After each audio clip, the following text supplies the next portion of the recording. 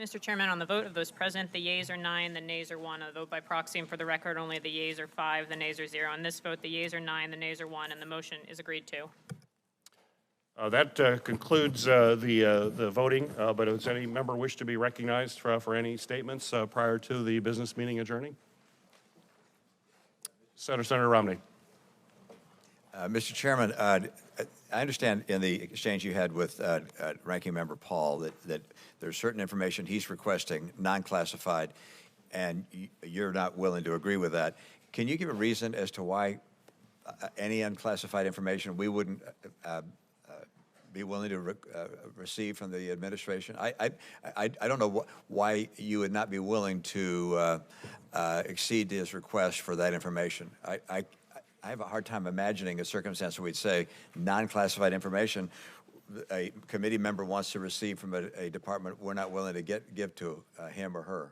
And so just an explanation as to why there's a long list of things that you refuse to provide support to get that information. I'm just curious as to why that would be the case. I've served in an executive position in another state, and I don't recall ever refusing to provide information that was requested that was not of a classified or confidential nature. Well, thank you, Senator Romney. We're working with Senator Paul to try to be as expansive as possible. There's some information that's not public, and we would want to perhaps ask other questions before we ask for that material. Also, clearly, I want to make sure we're asking for material that I can actually get. As you know, it's sometimes difficult regardless of who the president is. We've had this problem over and over again to get information. So we believe that there's a step-by-step process. We get some information. We make sure we get those documents that will then lead to us getting other documents in a systematic way. So I am not in any way trying to stonewall the ranking member or trying to prevent him from getting the information, but I also have to put my name on the letter, so I want to make sure we're doing it in a systematic and an appropriate way. Sometimes there is sensitive. It may not be classified, but it's sensitive, particularly if it perhaps a particular individual. We have been advised by the GAO to be very careful about that because of threats that can come to people if their name appears on some of those. It doesn't mean we wouldn't ask for that information, but we may have to ask for that in a more confidential way to protect the safety of individuals. So there are a number of reasons for it.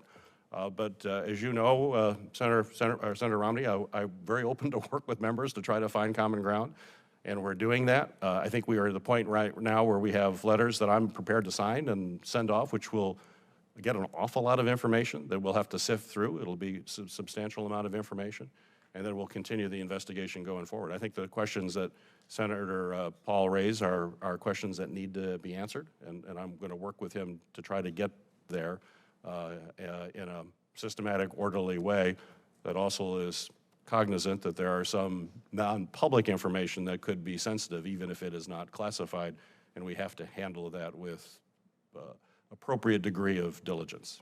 Yeah, I would just hope that we'd be able to move on that basis as quickly as possible, provide as much information as possible, where there's sensitivity, perhaps providing it in a quiet setting, a private setting, but the absence of movement on this creates an impression of somehow hiding something from the American people or from the world at large, and I think there's legitimate purpose to ask for this information, and it creates conspiracy theories when one says, no, we're not going to give you this, we're not going to give you this. It gives this impression that, oh, there must be some very bad things going on. So I would hope that we could move quickly on that front and encourage the chairman to do so to the extent humanly possible. Thank you. Well, thank you. I appreciate those comments, and we will make every effort to do exactly what you have asked. And I think it's appropriate for us to do that for any member of the committee as well, that we stand with you to make sure we get the information to do our congressional oversight role. And it's hard to do congressional oversight if you don't actually get documents. And it's been a persistent problem, regardless of who's in the White House and what letter is after their name. And it's time for us to step up. So I agree with you. Thank you. Any other comments? Hearing none, this business meeting is now